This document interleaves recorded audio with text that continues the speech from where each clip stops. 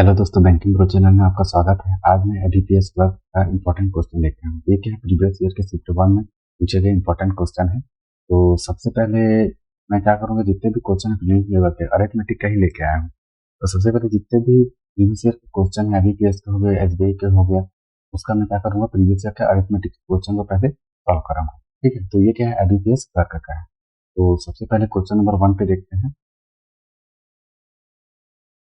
Question number 1 पे क्या बोल रहा है कि एक बर्तन में 56 लीटर दूध और पानी क्रमशः 4:3 के अनुपात में है। यदि मिश्रण में y लीटर पानी मिलाया जाता है तो परिणामी मिश्रण में दूध और पानी का अनुपात क्रमशः 8:7 हो जाता है। y का मान ज्ञात कीजिए।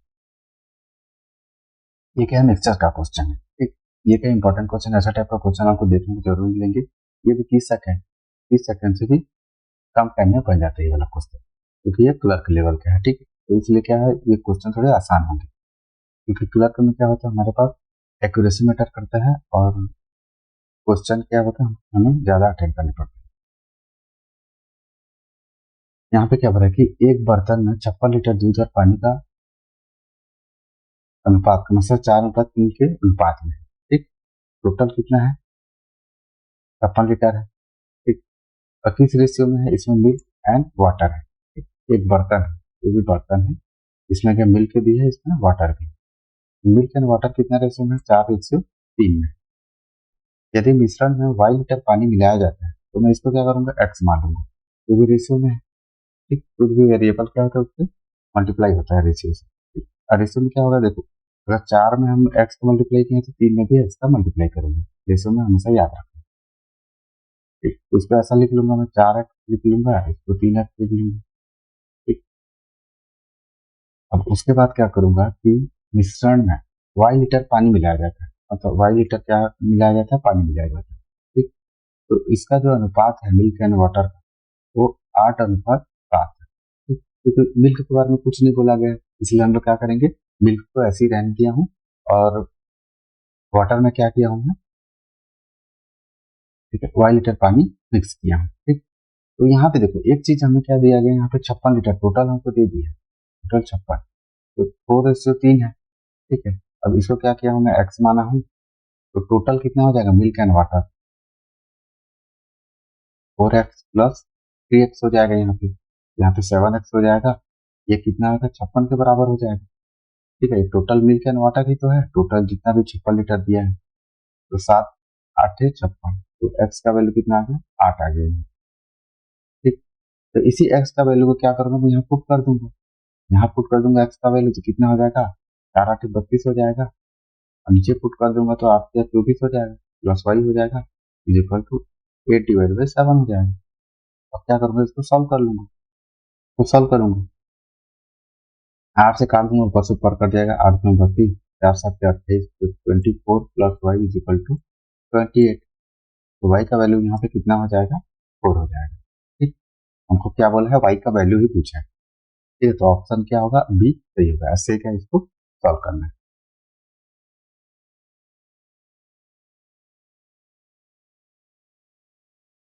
अब क्या क्वेश्चन नंबर 2 पे आते हैं। क्वेश्चन नंबर 2 में यहाँ पे क्या बोल रहा है, ये किसका क्वेश्चन है, ये पार्टनरशिप का क्वेश्चन है। ठीक, पार्टनरशिप का इजी लेवल का क्वेश्चन है। आज जितने भी क्या है बिगनर्स लेवल के, ठीक है, स्टूडेंट है, उनके लिए क्या है आज बहुत ही इजी लेवल का क्वेश्चन लेके आया हूँ। ठीक है, जितने भी एडवांस लेवल के स्टूडेंट है उनके लिए क्या अलग से मैं मेंस लेवल का भी क्वेश्चन लेके आऊंगा। ठीक, तो पेशेंस रखिएगा।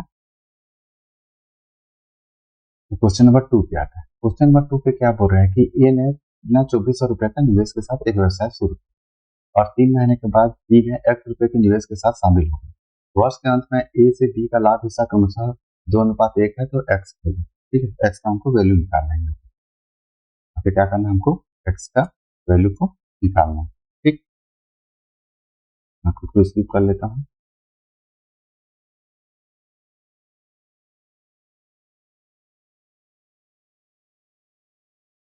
देखो यहाँ पे क्या है, ए निवेश कर रहा है और बी निवेश कर रहा है।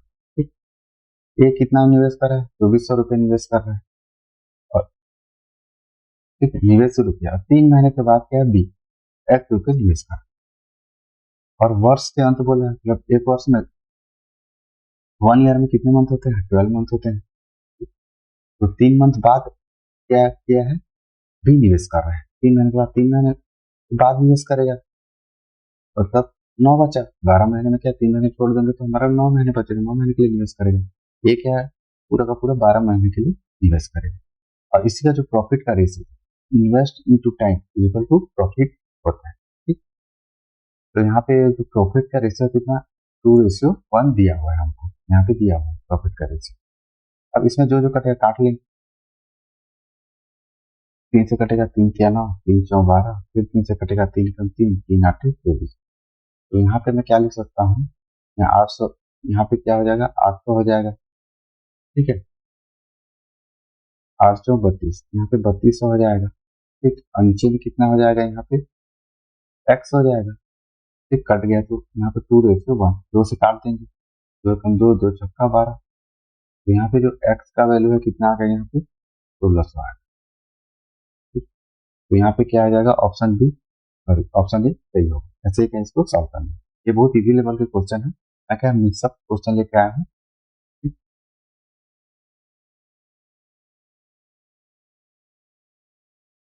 अब क्या क्वेश्चन नंबर 3 पे आते हैं।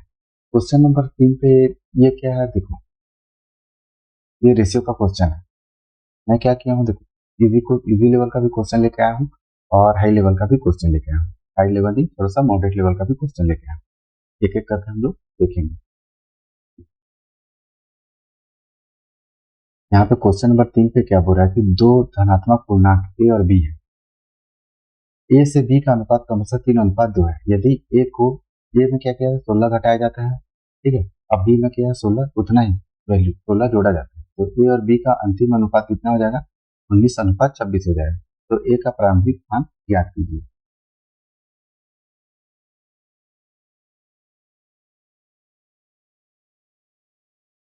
ठीक, दो धनात्मक पूर्णांक बोला है, ए और बी है, ए है और बी है।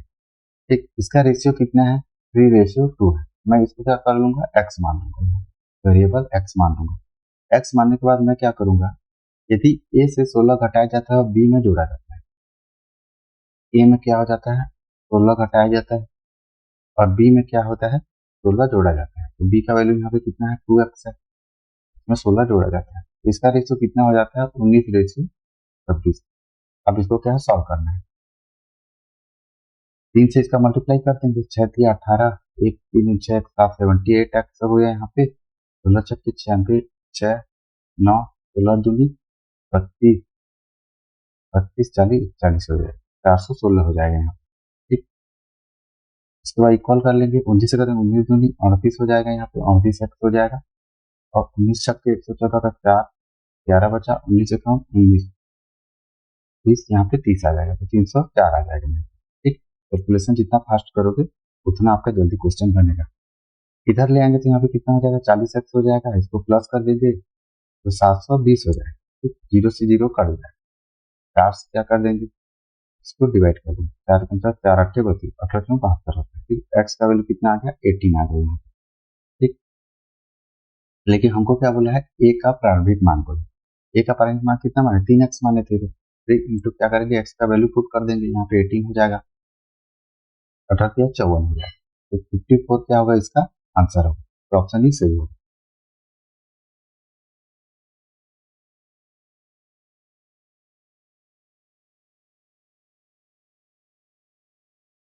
अब क्या क्वेश्चन नंबर 4 पे आते हैं। क्वेश्चन नंबर 4 क्या है, ये सिंपल इंटरेस्ट का क्वेश्चन है। इससे भी पहले भी मैं क्या किया हूँ, सिंपल इंटरेस्ट कंपाउंड इंटरेस्ट का क्वेश्चन करा चुका हूँ। ठीक, जितने भी क्या है नए स्टूडेंट है वो क्या करना है, एसबीआई पीओ और एसबीआई क्लर्क दोनों का क्या मैं प्रीवियस ईयर का अरिथमेटिक का क्वेश्चन क्या हूँ क्लासेस ले चुका हूँ, तो उसको जाकर जरूर देखिए। अब क्वेश्चन नंबर 4 पे आते हैं। क्वेश्चन नंबर 4 में क्या बोल रहे हैं कि एक व्यक्ति ने 5 वर्ष के लिए x% प्रति वर्ष की दर से साधारण ब्याज में 1600 रुपए का निवेश किया और 840 रुपए का ब्याज प्राप्त किया। यदि वह समान राशि को 3 वर्षों के लिए x + 5% प्रति वर्ष की दर से साधारण ब्याज में निवेश करता है तो प्राप्त ब्याज ज्ञात कीजिए। इसको स्किप कर लेते हैं। ठीक है, यहाँ पे क्या सिंपल इंटरेस्ट का ही बोला, कंपाउंड इंटरेस्ट के बारे में नहीं बोला गया। ठीक है, सिंपल इंटरेस्ट क्या होता है, कंपाउंड इंटरेस्ट से थोड़ा इजी होता है और प्रीलिम्स में ज्यादातर यही देखने को मिलता है। यहाँ पे क्या होता है, एक व्यक्ति ने 5 वर्ष के लिए x% प्रति वर्ष की दर से साधारण ब्याज में 1600 रुपए का निवेश किया और 840 रुपए उसको ब्याज मिला। सिंपल इंटरेस्ट का फॉर्मूला क्या होता है, principal into rate into time पूरे का बटा 100। ठीक, सिंपल इंटरेस्ट हमको कितना दिया, 840 दिया है, ब्याज हमको 840 मिलता है। प्रिंसिपल कितना निवेश कर रहा है, 1600 निवेश कर रहा है, जितना भी निवेश कर रहा है क्या होता है, प्रिंसिपल होता है। रेट हमको नहीं दिया है, x% है। ठीक, परसेंट ना लेके क्या करूंगा, नीचे में 100 कर दूंगा। और टाइम कितना है, 5 साल के लिए, यहाँ पे 5 हो जाएगा। डिवाइड में क्या होगा, 100 हो जाएगा। काट लेंगे, 4 से काट लेंगे, 4 दूनी 4, 4 4 16, 5 से कट जाएगा, 5 20, 5 दूनी 10। तो x का वैल्यू हमारा कितना आ जाएगा, यहाँ पे 4 एकम 4, 4 पंचे 20। ठीक है, 4 एकम 4, 4 शून्य 4 पंचे 20। ये क्या है, x का वैल्यू है। ठीक, 10.5। इतना करने के बाद हम क्या करेंगे, आगे क्वेश्चन में क्या दे रहा है उसको देखते हैं। क्या दूसरा क्या था, हमको x का वैल्यू निकालना था, इसलिए ये वाला वैल्यू हमको दिया हुआ है। अब आगे क्या बोल रहा है कि यदि वह समान राशि को 3 वर्ष के लिए x प्लस 5% प्रति वर्ष की दर से साधारण ब्याज में निवेश करें, समान राशि तो सेम हो जाएगा। अब हम क्या करना है, हमको इंटरेस्ट निकालना है, सिंपल इंटरेस्ट। ठीक है, नया वाला, तो इसका भी सेम फॉर्मूला होगा वही। ठीक है, अब इसमें क्या करेंगे, वैल्यू को पुट करेंगे। प्रिंसिपल कितना है, अमाउंट सेम है तो 1600 हो जाएगा। रेट कितना है देखो, x प्लस 5% है, x का वैल्यू हम लोग कितना निकाले, 10.5 प्लस 5 कर देंगे तो 15.5% हो जाएगा। तो यहाँ पे क्या हो जाएगा, 15.5 हो जाएगा। और टाइम कितना ले रहा है, 3 वर्ष, तो यहाँ पे 3 कर देंगे, डिवाइड बाई 100 हो। अब इसको क्या है, सॉल्व कर लेंगे तो हमको इंटरेस्ट मिल जाएगा। यहाँ से 0 से 0 कट जाएगा। ठीक, पॉइंट है तो 10 नीचे ले आएंगे, पॉइंट को यहाँ पे क्या करेंगे, इसको हटा देंगे। ठीक, 5 से करेगा, 5 या 15, 5 से 5, 5 दूनी 10, 2 से करेगा 2 8 16, 8 ग्राम 8 या 24 इंटू 3 करेंगे, 8 या 24, 4 2 4 या 12 13 14 का 4 हाथ में आए 1, 3 दूनी 6 1 7। तो यहाँ पे क्या हो जाएगा, इंटरेस्ट 744 आ जाएगा। ठीक, 544 का आ जाएगा इसका आंसर। तो ऑप्शन सी सही है। ऐसे ही क्या इसको सॉल्व करना है। अब क्या है, क्वेश्चन नंबर 5 पे आते हैं। क्वेश्चन नंबर 5 पे ये क्या है, एजेस का क्वेश्चन है। ऐसा टाइप का क्वेश्चन मैं पहले भी करवा चुका हूँ। तो यहाँ पे क्वेश्चन में क्या बोल रहा है उसको देखते हैं। क्वेश्चन में क्या बोल रहा है कि ए और बी की वर्तमान आयु का अनुपात 9:5 है।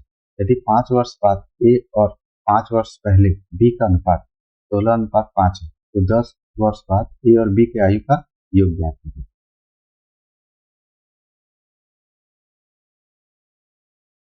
तो यहाँ पे क्या बोल रहा है, ए और बी के आयु का अनुपात, ये का एक प्रेजेंट एज है। ठीक है, वर्तमान आयु है बी, इसका अनुपात 9:5।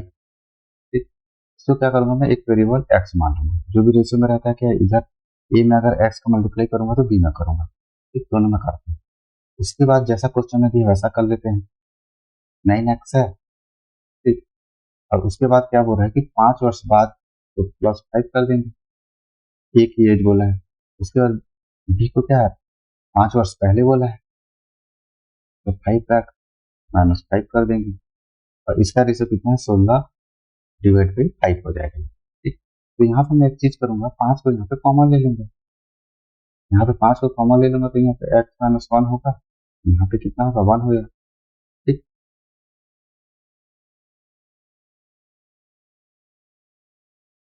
ठीक, यहाँ पे 1 नहीं होगा, यहाँ पे क्या होगा, ये 5 होगा तो 5 से 5 कट जाएगा, यहाँ पे 1 बचेगा। ठीक, तो इसको मैं डायरेक्टली ये लिख सकता हूँ,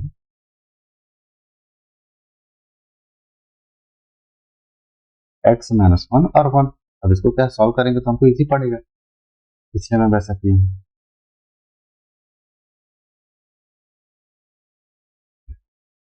अब सॉल्व कर देंगे, यहाँ पे वैल्यू कितना आ जाएगा, 9x प्लस 5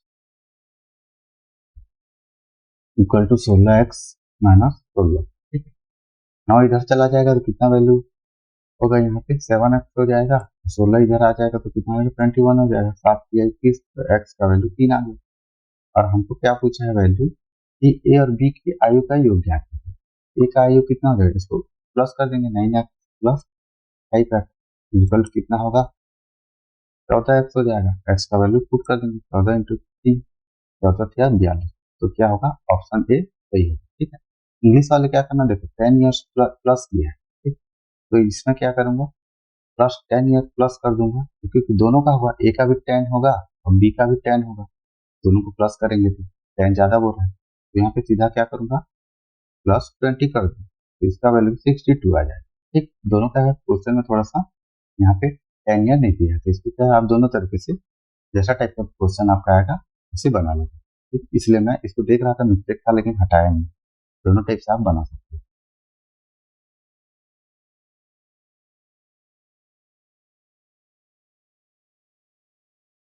अब क्या क्वेश्चन नंबर 6 पे आते हैं। ये बहुत है निश्चित का क्वेश्चन है और ऐसा ये क्या मोस्ट इंपॉर्टेंट क्वेश्चन है, ऐसा क्वेश्चन आपको देखने को जरूर मिलेगा, तो ध्यान से देखिए।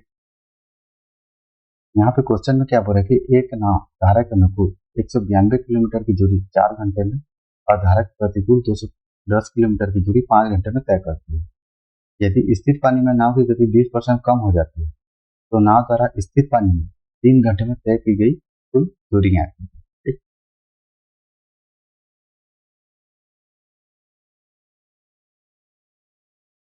यहाँ पे मैं थोड़ा सा आपको क्या बेसिक बता दूंगा, उसके बाद क्वेश्चन को सॉल्व करूंगा।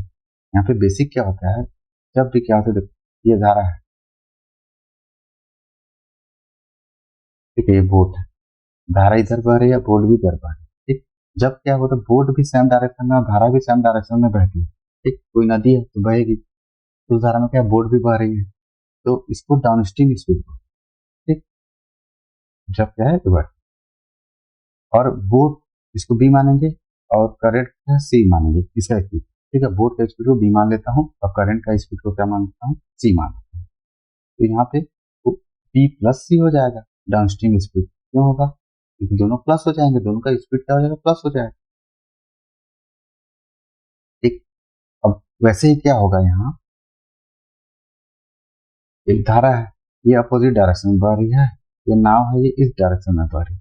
ठीक है, इसका स्पीड भी है, इसका स्पीड सी है सेम, लेकिन ये क्या डाउनस्ट्रीम स्पीड होगा, क्यों, क्योंकि ये क्या है, अपोजिट डायरेक्शन में बह रही है, अपोजिट डायरेक्शन में बह तो डाउनस्ट्रीम स्पीड होगा, धारा के विपरीत, विपरीत बोलते हैं वो डाउनस्ट्रीम स्पीड होता है हिंदी में। ठीक, इसको बी माइनस सी कर देंगे, क्यों, क्योंकि दोनों क्या है, माइनस हो जाएंगे, माइनस इसलिए होंगे क्योंकि ये दोनों अपोजिट है, स्पीड इनका माइनस हो जाएगा। अब बोट का स्पीड हमेशा ज्यादा होगा, क्यों होगा, बोट का स्पीड ज्यादा होगा तभी क्या है, नाव क्या है, बहेगी। ठीक, नाव क्या है, चलेगी, नहीं तो क्या धारा के साथ बह जाएगी अगर बोट का स्पीड कम हो।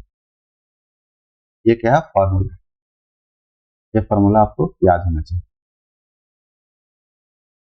अब इसी फॉर्मूला बेस पे हम लोग ये निकाल सकते हैं, बी इज इक्वल टू क्या होता है, downstream speed plus upstream speed divide by 2 होता है, और करंट का फॉर्मूला क्या होता है, करंट मतलब धारा, धारा की speed, downstream speed plus upstream speed divide by 2 होगा। ठीक है, सॉरी यहाँ पे माइनस हो जाएगा, ये है, ये फार्मूला आपको, ये 4 फार्मूला से आपका बोट एंड स्टीम का आपका सारा का सारा क्वेश्चन बन जाएगा। ठीक, 1 किलोमीटर पर आवर, मीटर पर सेकंड को कैसे निकालना है वो भी बता दूंगा, जिससे कि आप ये टॉपिक पूरा आपको क्लियर हो। तो क्वेश्चन में देखते हैं कि एक नाव धारा के अनुकूल 192 किलोमीटर की दूरी 4 घंटे में तय करता है। अनुकूल बोला है, अभी बताया था, अनुकूल मतलब दोनों एक ही दिशा में बह रही है, डाउनस्ट्रीम स्पीड आ जाएगा। ठीक, 192 किलोमीटर जाने में 4 घंटा लगता है, क्योंकि speed equal to distance upon time होता है, डिस्टेंस 192 है, टाइम 4 है, काट देंगे, 416 4 8 32, तो 48 किलोमीटर पर आवर। ठीक, ये क्या है, डाउनस्ट्रीम स्पीड है। अब उसके बाद बोला है धारा के प्रतिकूल, तो आप स्टीम स्पीड निकाल लेंगे, इसका भी सेम है, डिस्टेंस अपॉन टाइम, 210 डिस्टेंस है और टाइम कितना है, 5 घंटा है, तो 5 9 20, 5 2 10, तो आप स्टीम स्पीड कितना आ गया, 42 किलोमीटर पर आवर। यहाँ पे डाउनस्ट्रीम स्पीड आ गया और अपस्ट्रीम स्पीड भी आ गया, यहाँ पे लिख लेता हूँ अलग से, 48 आ गया, अपस्ट्रीम स्पीड कितना आ गया, 42 आ गया। ठीक,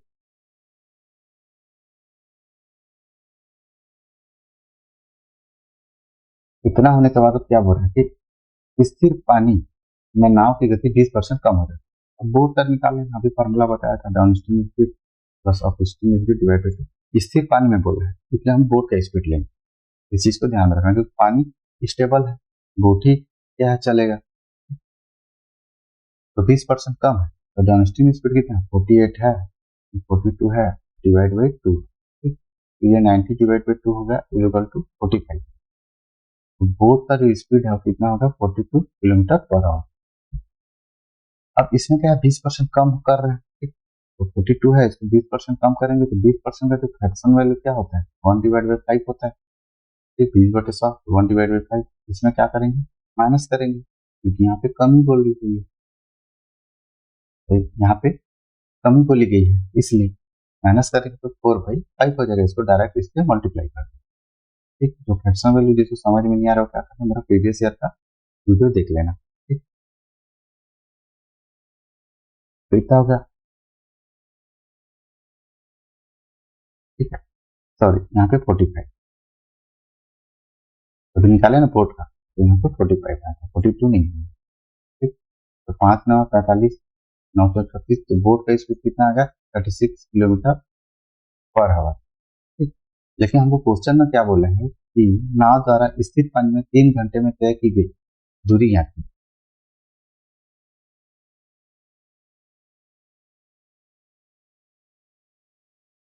दूरी यहाँ की, तो डिस्टेंस निकालना है हमको। डिस्टेंस का फॉर्मूला क्या होता है स्पीड इंटू टाइम होता है। स्पीड कितना है 36 है क्योंकि स्थिर पानी बोला है इसलिए बोट का ही स्पीड लेंगे इंटू टाइम कितना है 3, तो उसको मल्टीप्लाई करेंगे 6×3 = 18, 8×9 = 3×9 = 10, 108 किलोमीटर। ठीक है, तो हमारा क्या है ऑप्शन डी सही होगा। ऐसे क्या इसको सॉल्व करना।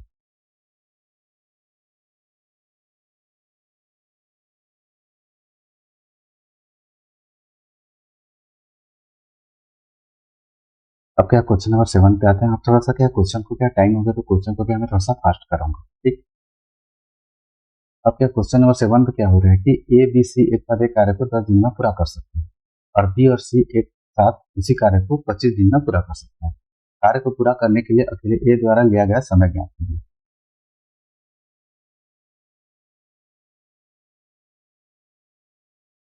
ठीक है, यहाँ पे क्या बोल रहा है टाइम एंड वर्क का क्वेश्चन, टोटल वर्क इक्वल क्या होता है एफिशिएंसी इनटू डे होता है। ठीक, यहाँ पे ए प्लस बी प्लस सी तीनों मिलकर के 10 दिन में कार्य को कंप्लीट करते हैं।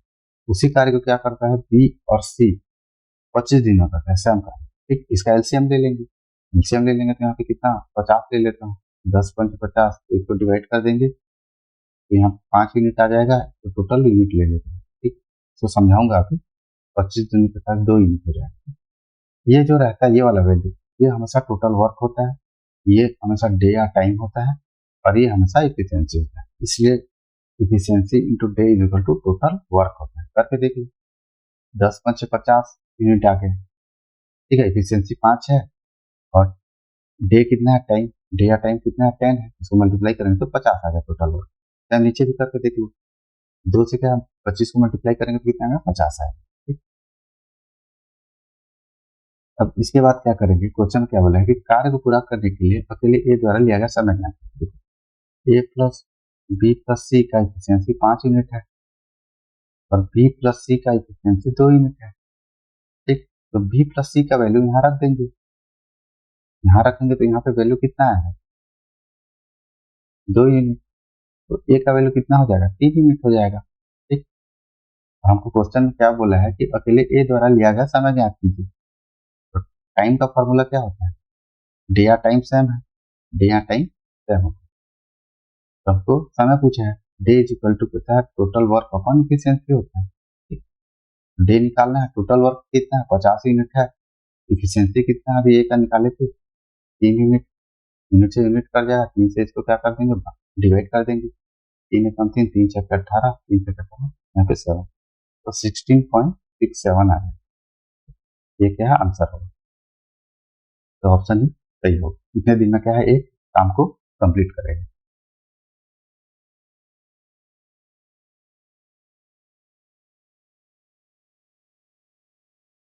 अब क्या क्वेश्चन नंबर 8 पे आता है। क्वेश्चन नंबर 8 पे क्या बोल रहा है कि रविवार को एक पार्क में आने वाले वयस्कों और बच्चों की संख्या 50, यदि प्रत्येक वयस्क के लिए टिकट की कीमत 30 रुपए है और प्रत्येक बच्चे के लिए टिकट की कीमत 20 रुपए है और रविवार को पार्क द्वारा प्राप्त कुल राशि कितना है?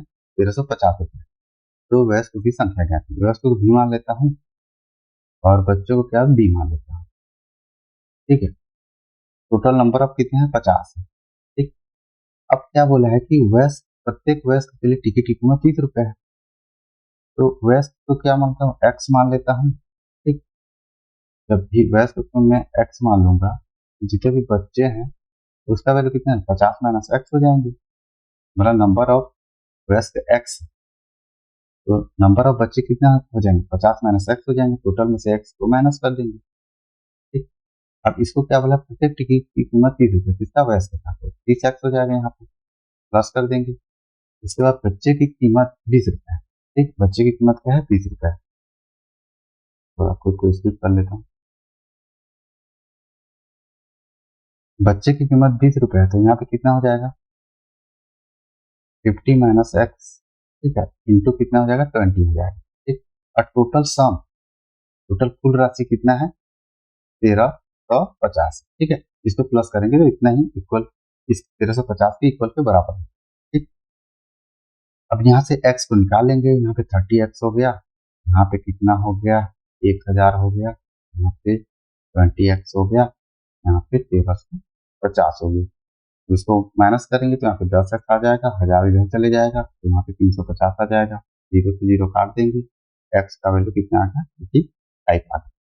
ठीक, अब तो वयस्क की संख्या ज्ञात कीजिएगा। तो वयस्क क्या है? x माने थे, तो वयस्क की संख्या कितना हो जाएगा? 35 हो जाएगा। ठीक, तो यहाँ पे ऑप्शन ही सही होगा। ऐसे क्या इसको सॉल्व करना है।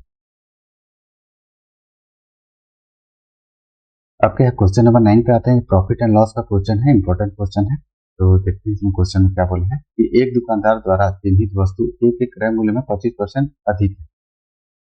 ठीक है, चिन्हित वैल्यू मतलब एमआरपी जो है वो क्रय मूल्य से 25% अधिक है और उस पर 10% की छूट दी गई।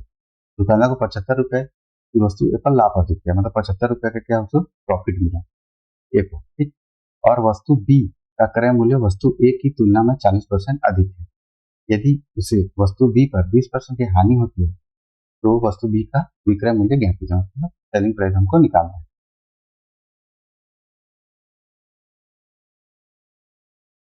ठीक, तो यहाँ पे क्या बोला कि एक दुकानदार द्वारा चिन्हित, ठीक है, एमआरपी हमको, ठीक है, एमआरपी क्या है? 25% अधिक है। मैं यहाँ पे क्या करता हूँ, जो कॉस्ट प्राइस है उसको 100 मान लेता हूँ, 100x मान लेता हूँ। तो यहाँ पे एमआरपी कितना हो जाएगा? 25% अधिक बोला है, 25% का फ्रैक्शन वैल्यू क्या होता है? 1/4। अधिक बोला है तो प्लस कर लेंगे, 5/4 हो जाएगा। तो 100 का क्या करेंगे? 5/4 करेंगे, 4 25 बचे 125। तो यहाँ पे वैल्यू कितना आ जाएगा? 125 एक्स आ जाएगा। तो एमआरपी यहाँ पे कितना आ गया? 125 एक्स आ गया। ठीक, अब उसके बाद क्या करेंगे कि 10% की छूट दी गई, सेलिंग प्राइस निकालना है। तो एमआरपी में छूट क्या? एमआरपी में ही दिया जाता है। डिस्काउंट किसमें दिया जाता है? अगर प्रॉफिट तभी होगा जब क्या करेंगे हम लोग? एमआरपी में डिस्काउंट देंगे। कॉस्ट प्राइस में डिस्काउंट देंगे तो हमको क्या होगा? लॉस हो जाएगा। तो यहाँ पे 125 है, उसमें क्या है? 10% छूट दी जा रही है। ठीक, तो 10% का फ्रैक्शन वैल्यू क्या होता है? 1/10 होता है। छूट दी जा रही है तो 9/10 हो जाएगा। यहाँ पे क्या करूंगा? 9/10 कर दूंगा। ठीक,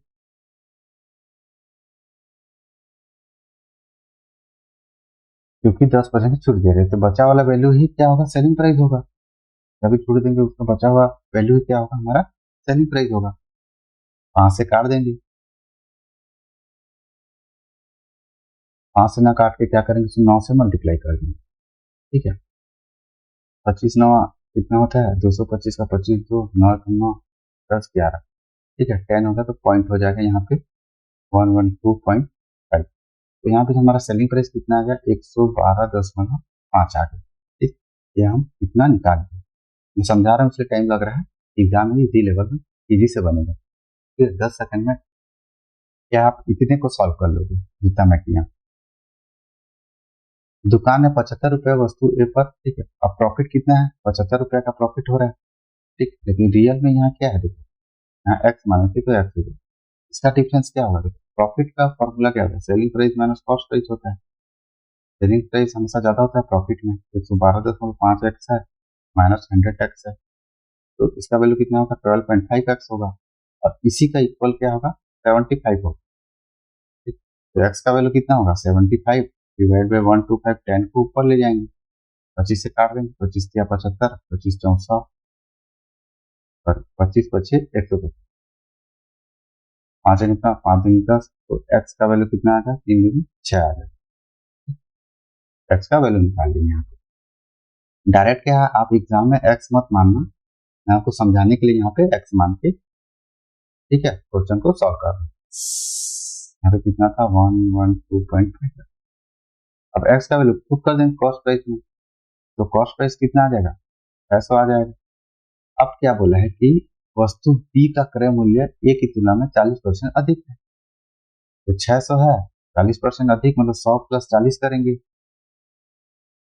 प्लस 40 डिवाइड बाई 100 करेंगे। कभी भी क्या होता है? प्रॉफिट होता है, इससे मतलब प्रॉफिट नहीं, इससे अधिक बोलेगा तो प्लस करके, इससे कम बोलेगा तो माइनस करेंगे। ठीक, फ्रैक्शन वैल्यू से भी सॉल्व कर सकते हैं। ठीक, मैं ऐसे कर रहा हूँ,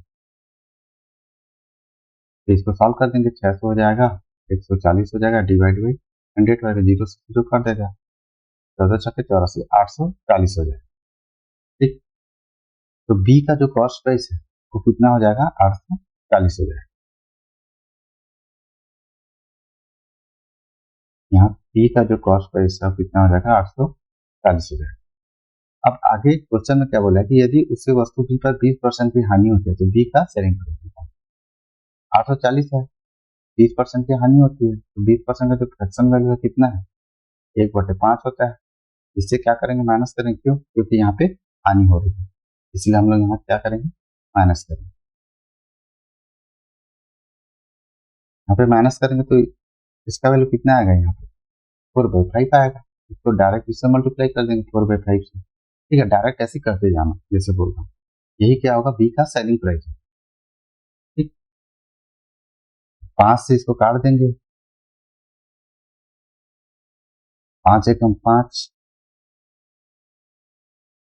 5 एक 5 8 40, 8 से मल्टीप्लाई कर, 4 से मल्टीप्लाई कर देंगे, 8 में 32 का 2 3, 16 का 64, 3 68, तो यहाँ पे क्या? 672 इसका आंसर है। बी का सेलिंग प्राइस कितना होगा? 672। ठीक, तो ऑप्शन सी सही है।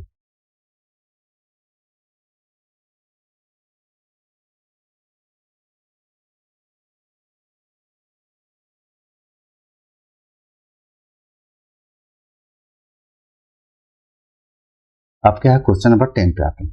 ठीक, क्वेश्चन नंबर 10 ये भी क्या एकदम इजी लेवल का क्वेश्चन है। 2-4 क्वेश्चन आपको बहुत ही इजी लेवल के डुएबल क्वेश्चन आपको जरूर देखने को मिलेंगे। ठीक, बाकी क्वेश्चन क्या है? थोड़ा सा मॉडरेट लेवल के हो सकते हैं, क्योंकि ये क्लर्क लेवल का। तो क्वेश्चन नंबर 10 पे क्या बोल रहे हैं कि एक कार शहर ए से शहर बी तक 60 किलोमीटर प्रति घंटा की गति से यात्रा करती है और शहर बी से शहर ए तक 90 किलोमीटर प्रति घंटा की गति से लौटती है। पूरी यात्रा के दौरान कार की औसत गति ज्ञात कीजिए। मतलब एवरेज हमको क्या करना है? स्पीड निकालना है। ठीक, एवरेज स्पीड का निकालने के लिए हमारे पास एक फार्मूला होता है, मैं उसको बता दूंगा। 2x/y divide by x plus Y, ये क्या है? एवरेज का फार्मूला है। ठीक, हमको अगर दो स्पीड दिया रहता है तो ध्यान रहे डिस्टेंस हमारा सेम होना चाहिए, तभी क्या है? ये वाला फार्मूला लगेगा। डिस्टेंस अलग होगा तो फार्मूला नहीं लगेगा। ठीक, ए से बी तक जाते हैं तो ये वाला फार्मूला हम लोग यूज करेंगे।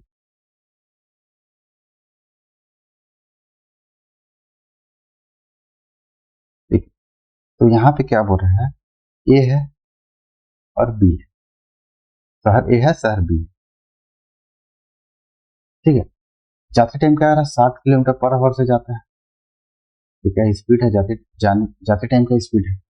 ठीक, और आते टाइम का स्पीड कितना है? 90 किलोमीटर पर आवर। ठीक है, तो S1 लेता हूँ, इसको S2 ले लेता हूँ। जाते टाइम का स्पीड कितना है? 60 किलोमीटर पर आवर है। आने टाइम का स्पीड कितना है? 90 किलोमीटर पर आवर। लेकिन डिस्टेंस सेम ही कवर कर रहे हैं, जैसे बी ही जा रहे हैं, बी से ए आ रहे हैं, मतलब डिस्टेंस सेम है। तो हम लोग क्या करेंगे? एवरेज स्पीड निकालने के लिए ये वाला फॉर्मूला में पुट कर देंगे। ठीक, एक्स की जगह S1 को पुट करेंगे। इसको क्या करूंगा? मैं एक्स भी मान लेता हूँ, चलो इजी पड़ेगा आपको समझने में। इसको एक्स मान लेता हूँ, इसको वाई मान, ठीक। और इसमें क्या होगा देखो, प्लस है तो किसी को भी ले सकते हो, ऊपर वाले को भी वाई मान सकते हो, नीचे वाले को भी वाई मान सकते हो। तो यहाँ पे क्या करेंगे, 2 इंटू करेंगे, एक्स की जगह 60 रखेंगे, वाई की जगह 90 रखेंगे, ठीक। तो यहाँ पे क्या होगा, 60 प्लस 90 होगा। इसको सॉल्व कर देंगे, यहाँ पे 2 इंटू 60 इंटू 90 डिवाइड बाई में कितना हो गया, ठीक है, मेरे को स्किप कर देता हूँ,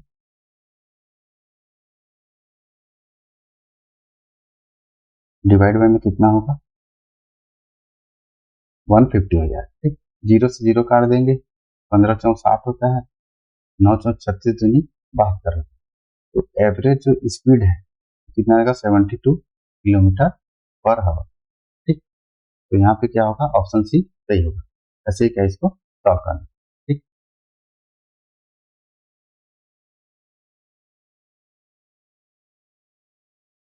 ठीक है, तो ये रहा गाइस आज का क्लास। आज के हमें टॉप 10 जो प्रीवियस ईयर के इंपॉर्टेंट क्वेश्चन है एबीपीएस क्लर्क के शिफ्ट 1 में पूछे गए, ये सारे इंपॉर्टेंट क्वेश्चन थे। क्या होता है कि हम प्रीवियस ईयर का क्वेश्चन को सॉल्व करते हैं, हमको एक आइडिया मिल जाता है कि किस पैटर्न में क्वेश्चन आ रहे हैं, ठीक, कैसा टाइप का क्वेश्चन आपको देखने को मिलता है, ठीक। तो इसको क्या आप 2-3 बार अच्छे से प्रैक्टिस कर लीजिएगा, ठीक। और please guys like and subscribe कर दीजिएगा। अब मिलते हैं नेक्स्ट क्लास में, धन्यवाद।